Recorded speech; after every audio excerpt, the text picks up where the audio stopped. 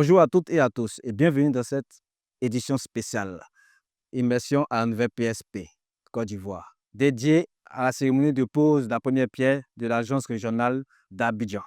Ce projet s'inscrit dans une vision de la nouvelle PSP Côte d'Ivoire de renforcer son ancrage territorial afin de rapprocher ses services et améliorer ainsi la disponibilité des médicaments. Pour en parler, j'ai le plaisir de recevoir nos deux invités de marque. À ma droite, Dr Yapo Serge, conseiller spécial du directeur général de la nouvelle PSP, et M.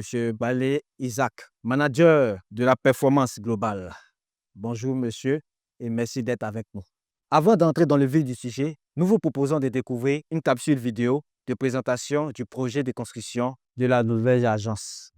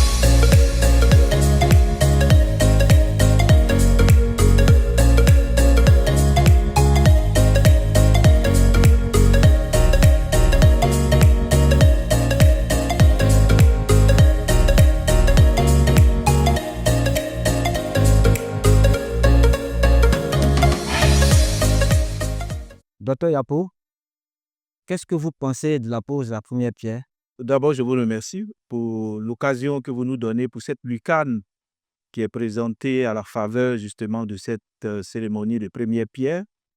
Alors, mes sentiments, c'est des sentiments d'abord de joie et surtout de reconnaissance aussi envers nos partenaires techniques et financiers, notamment l'Agence française de développement ce matin, mais surtout des sentiments de responsabilité envers notre tutelle, le ministère de la Santé et de la couverture maladie universelle.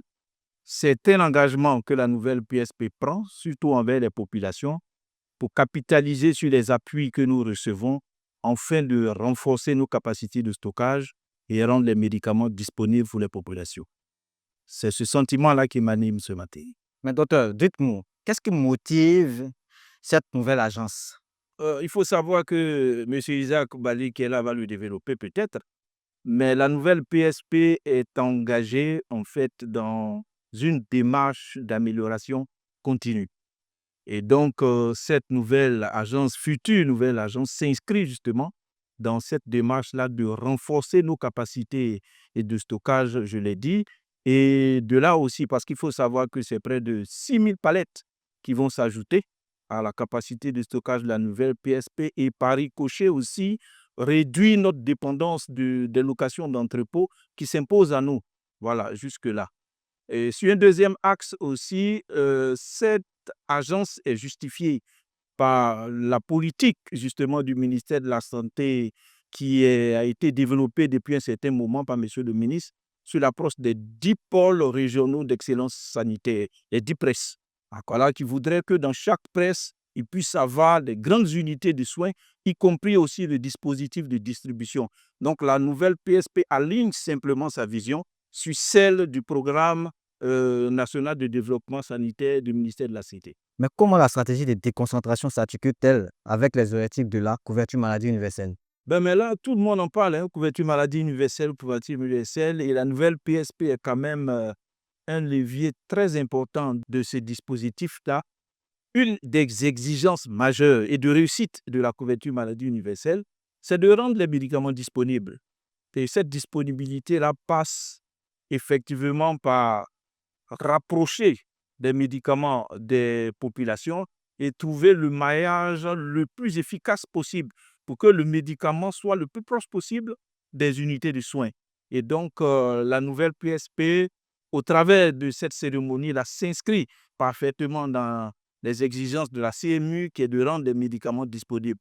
Il faut rappeler aussi que par rapport à ça, depuis le 1er mai 2025, le gouvernement a lancé la mesure concernant l'accès aux enrôlés de la CMU au niveau du secteur primaire de la pyramide sanitaire, au niveau du dernier kilomètre. Alors, la nouvelle PSP a distribué jusque-là près de 1,6 milliard de médicaments au niveau des centres de santé. Et c'est grâce justement à cette politique de déconcentration-là qu'elle a pu le faire. Donc, on est inscrit parfaitement dans une efficacité d'accompagner la CMU sur ce segment. Monsieur Ballet, la construction de cette nouvelle agence est rendue possible grâce à un partenariat avec l'Agence française de développement. Pouvez-vous nous en dire plus? Oui, merci. Je vous remercie pour cette opportunité d'évoquer la question de ce partenariat entre la République d'abord de Côte d'Ivoire et la République française à travers l'AFD et le ministère de la Santé et l'hygiène et de la couverture maladie universelle. Donc, ce partenariat date de longtemps. Lors de la réforme hospitalière, l'AFD nous a accompagnés déjà pour la mise en place du stock de démarrage de la nouvelle PSP. Dans le cadre de cette nouvelle entité qui a été créée par l'État des Côtes d'Ivoire pour pouvoir assurer une disponibilité, une accessibilité des produits de santé, avec le partenaire l'AFD qui a mis en place dans le cadre du contrat de développement et de désendettement de la Côte d'Ivoire, appuie l'État des Côtes d'Ivoire sur plusieurs secteurs d'activité, sur l'éducation, la santé, sur les infrastructures. Aussi, concerne la santé, il y a eu 3 contrats qui se sont exécutés. Donc, sur cette période, nous avons reçu des accompagnements en matière de stockage de produits, comme je l'ai déjà dit, également en matière de construction des entrepôts, en matière également d'appui à la chaîne d'approvisionnement pharmaceutique. Donc, c'est un partenaire qui nous suit, qui nous accompagne, un partenaire constant dans l'amélioration de la disponibilité des produits de santé pour l'ensemble des populations ivoiriennes. Il y a eu en 2016 le financement de la construction de l'agence régionale de Bouaké. Dans le cadre de la politique de déconcentration dont Dr Yapo parlait, l'AFD nous a accompagnés en mettant à la disposition de la nouvelle PSP 3,7 milliards qui a permis de procéder à la construction de notre première agence régionale. Donc, avant cette première agence régionale qui est basée à Bouaké, au centre de la Côte d'Ivoire, nous avions une seule agence à Abidjan qui desservait l'ensemble du territoire national. Donc, l'AFD nous a accompagnés à la mise à disposition des fonds pour construire, équiper cette agence. Et en 2020, dans le cadre de la COVID, l'AFD a mis à disposition de la nouvelle PSP des moyens, près de 4 milliards, plus de 4 milliards, pour pouvoir accompagner la prise en charge des patients et également la riposte dans le cadre de l'épidémie de la COVID. Tonton Yapo, quelles sont les perspectives de la nouvelle PSP Côte d'Ivoire en matière de déconcentration?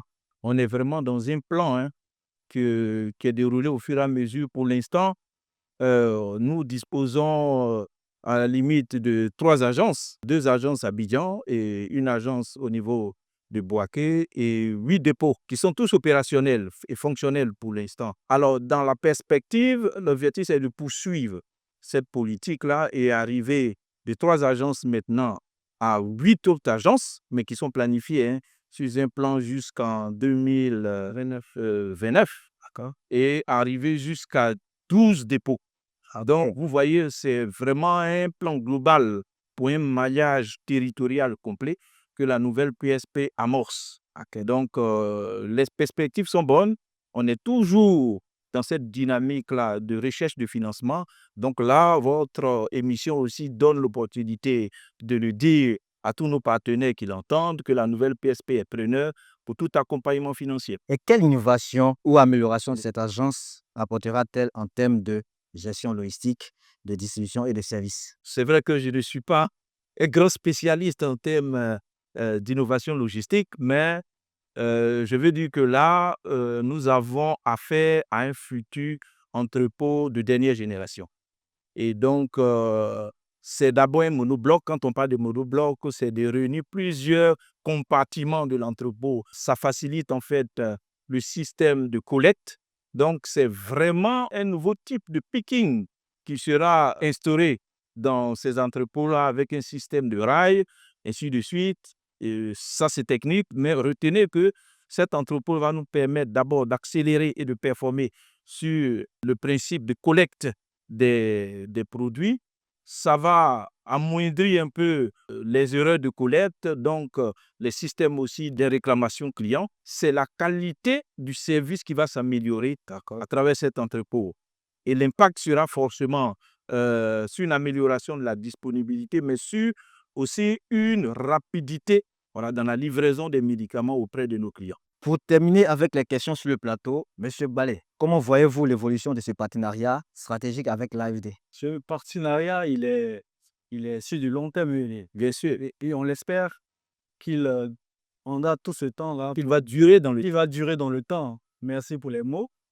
Parce qu'aujourd'hui, nous avons une convention avec l'AFD sur 5 ans jusqu'en 2029 qui nous permettra de pouvoir construire 2 nouvelles agences à Mans et à Korogo et également de pouvoir renforcer notre système d'information.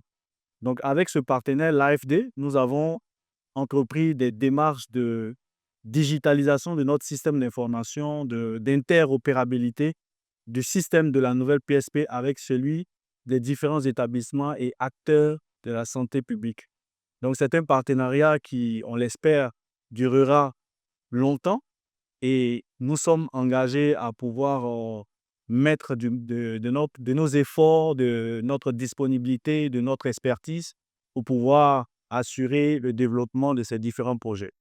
Nous avons reçu quelques questions de la part de nos internautes via nos réseaux sociaux. Nous allons retrouver notre co-animatrice Sophie pour nous lire ces questions.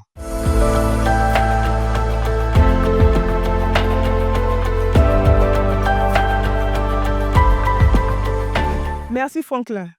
Bonjour à tous. Nous avons effectivement reçu quelques questions de nos internautes.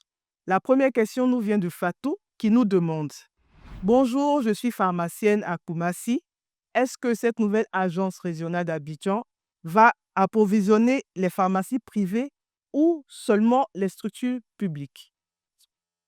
La deuxième question est de Didier qui s'interroge: Quelles garanties avez-vous mises en place pour éviter les ruptures de stock? Et pour finir, la troisième et dernière question est de Ahmed qui demande, plein d'espoir certainement: Est-ce que cette nouvelle infrastructure va créer des emplois pour les jeunes dans le domaine pharmaceutique? Je me tourne déjà vers Dr Yapou pour la première question. Ok, merci.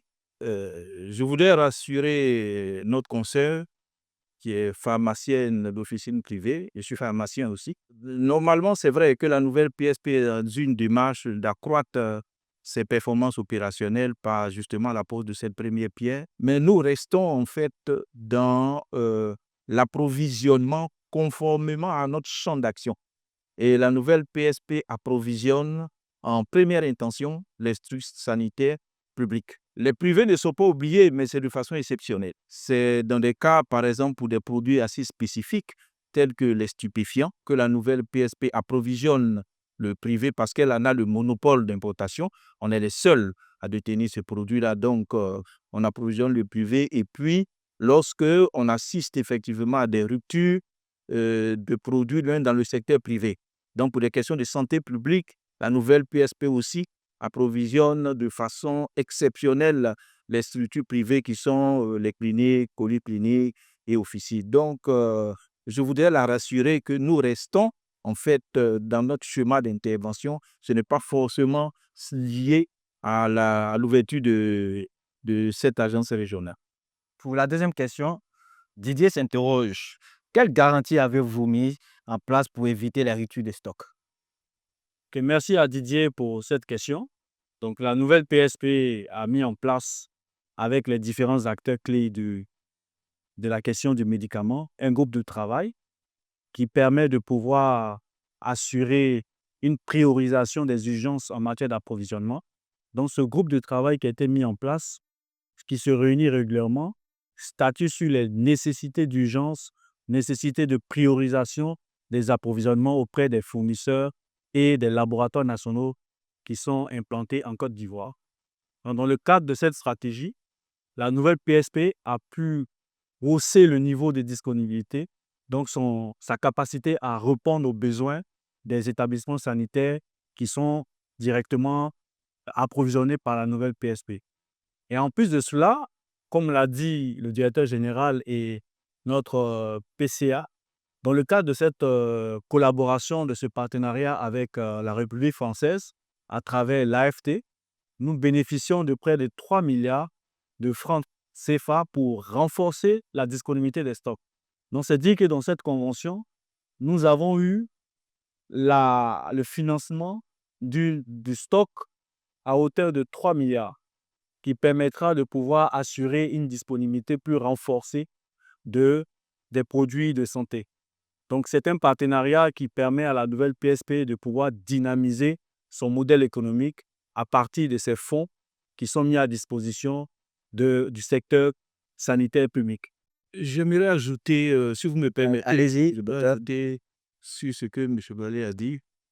En fait, la problématique des ruptures est quand même assez sensible. Donc, il faut éclairer nos internautes et